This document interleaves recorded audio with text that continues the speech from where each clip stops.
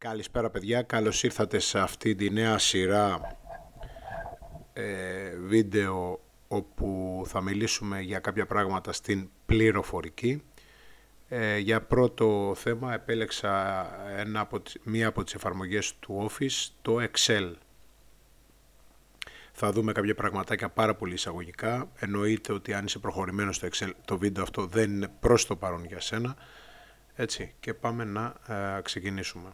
Excel είναι μία εφαρμογή του Microsoft Office με την οποία εισάγουμε κάποια δεδομένα και τα επεξεργαζόμαστε κάνοντας πάνω σε αυτά πράξεις, υπολογισμούς και εξάγοντας, γιατί όχι, και διάφορα συμπεράσματα. Σε πιο απλές χρήσεις μπορούμε να φτιάξουμε πάρα πολύ όμορφα ημερολόγια, planners και διάφορα άλλα, τα οποία μπορούν να μας χρησιμεύσουν στην καθημερινότητά μας. Για αρχή θα εξηγήσουμε κάποια εργαλεία από αυτή εδώ πέρα την κορδέλα, έτσι λέγεται όλο αυτό εδώ πέρα, κορδέλα, έτσι, και πάμε να δούμε. Όπως βλέπουμε εδώ πέρα, σε αυτόν όλο το χώρο, έτσι, όλο αυτό εδώ πέρα που φτιάχνουμε το ποντίκι, είναι τα λεγόμενα κελιά. Αυτό είναι ένα κελί, αυτό είναι ένα κελί, αυτό είναι ένα κελί, αυτά όλα είναι μια ομάδα κελιών. Εντάξει.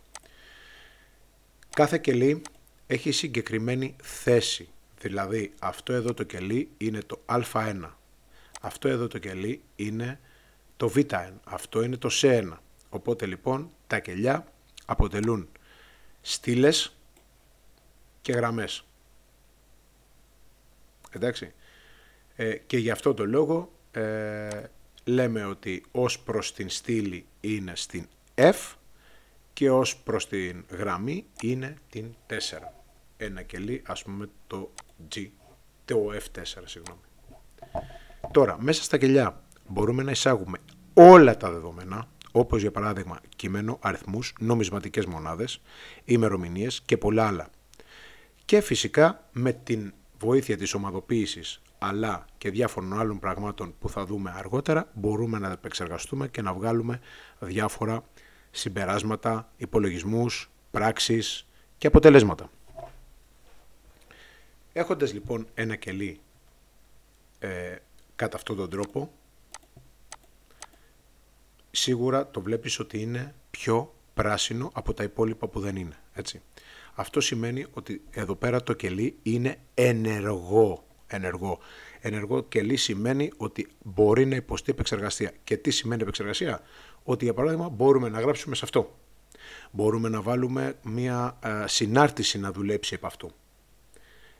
Το οποίο και αυτό θα το δούμε στη συνέχεια, γιατί ακόμα είμαστε πάρα πολύ εισαγωγικά. Έχουμε λοιπόν εδώ πέρα το κελί F4. Ό,τι πούμε γι' αυτό ισχύει για οποιοδήποτε άλλο κελί. Εφόσον είναι ενεργό, βλέποντας το πρασινάκι εδώ πέρα, μπορούμε να γράψουμε μέσα. Μπορούμε να πληκτρολογήσουμε κείμενο. Έτσι.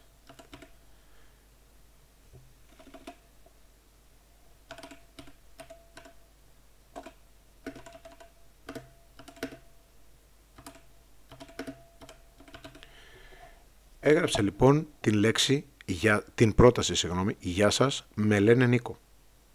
Εντάξει, αυτή η πρόταση είναι γραμμένη στο κελί F4.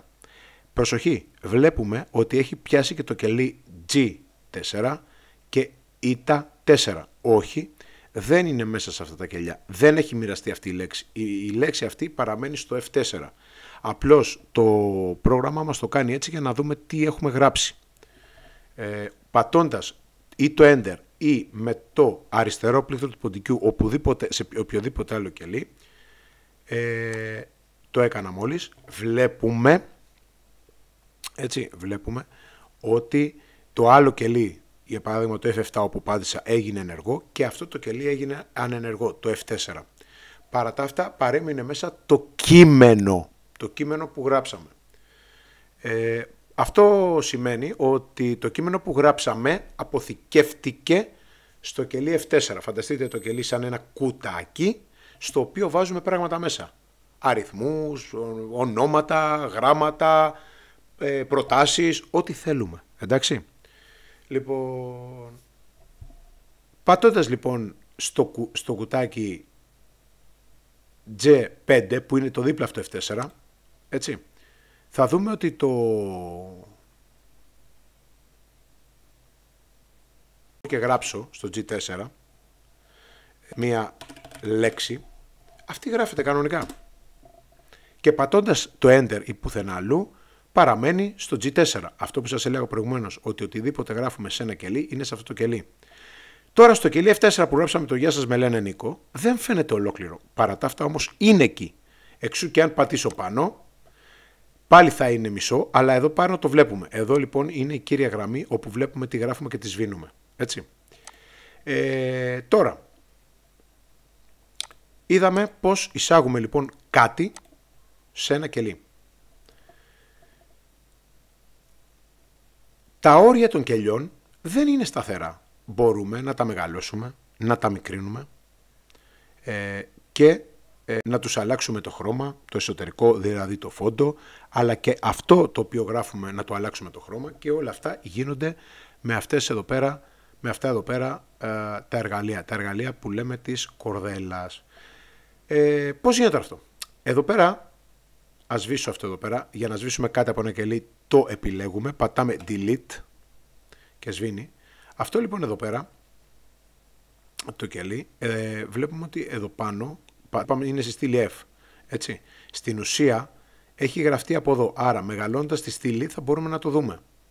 Άρα λοιπόν πηγαίνοντας στη στήλη F, πηγαίνουμε λίγο στα όρια με τη G, κάνοντας ένα μικρό, θα γίνει, από εδώ πέρα το βελάκι αυτό θα γίνει ένα σταυροδάκι, και πατώντας με το αριστερό πλήκτρο και σύρνοντας το προς τα δεξιά, αφού στα δεξιά θέλουμε να το μεγαλώσουμε, τι θα δούμε? Ότι το F4 μεγάλωσε όσο και η πρόταση. Εμείς το μεγαλώσαμε, έτσι. Αν θέλαμε μπορούσαμε να το κάνουμε και πιο μεγάλο. Και μετά θα έχει ένα κενό. Εντάξει. Οπότε τώρα το F4 φαίνεται ανάγλυφα μπροστά μας.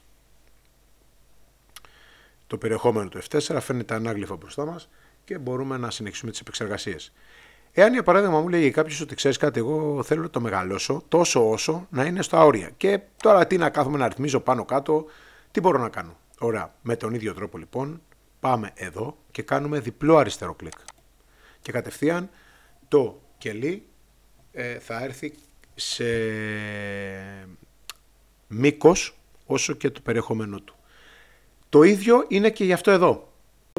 Αυτό εδώ θα μπορούσαμε να το μεγαλώσουμε πατώντας εδώ και σέρνοντας εδώ, ορίστε, γίνεται και αυτό ένα μεγάλο κελί. Παρατηρούμε ότι μεγαλώνοντας από εδώ και από εδώ, μεγαλώνουν όλα τα κελιά της γραμμής και όλα τα κελιά της στήλης. Εντάξει. Και εδώ φυσικά, για να έρθουμε πάλι στα ίσια του, πηγαίνουμε εδώ στα όρια και πατάμε ξανά εδώ και εδώ εκεί ένα αριστερό κλικ. Πάμε τώρα. Γεια σας, με λένε Νίκο. Έχουμε λοιπόν το περιεχόμενο στο κουτί F4. Από εδώ μπορούμε να αλλάξουμε το σχήμα της γραμματοσυράς. Ας το κάνω αγγλικά για να είμαστε σίγουροι ότι θα πιάσουν όλες οι γραμματοσυρές για να το δείτε.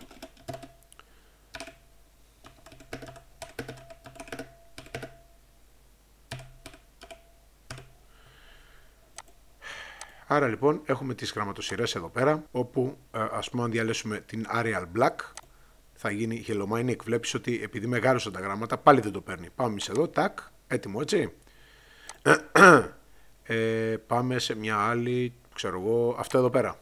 Το βλέπετε, όποια διαλέξω θα βγει αυτή εδώ, να το. Εντάξει. Αυτό λοιπόν είναι η γραμματοσυρά. Εδώ είναι αν θέλουμε να την κάνουμε bold, εδώ αν θέλουμε να την κάνουμε να είναι πλαγιαστή και εδώ υπογραμμισμένη.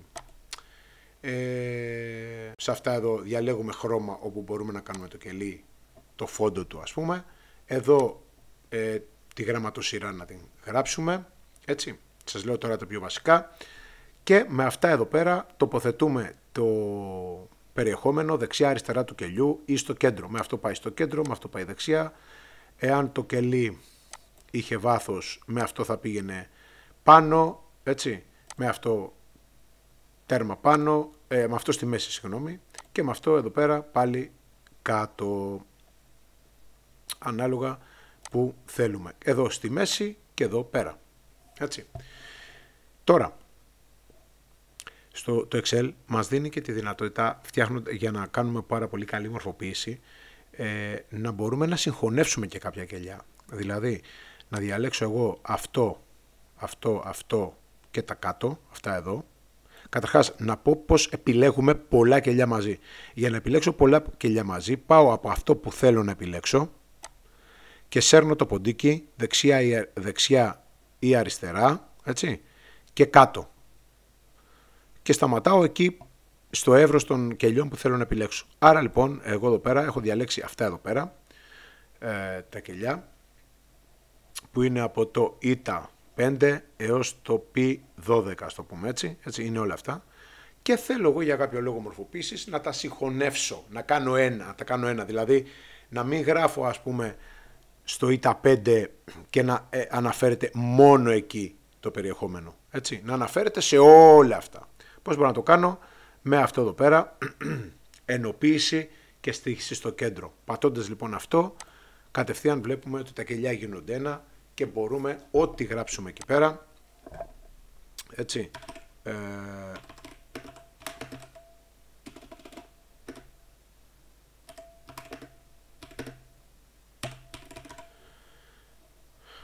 να φαίνεται εδώ.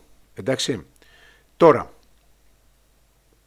παρατηρούμε ότι αυτό εδώ πέρα είναι κάτω. Πάλι τα ίδια, με αυτό μπορούμε να το φέρουμε πάνω, αριστερά, έτσι, και δεξιά.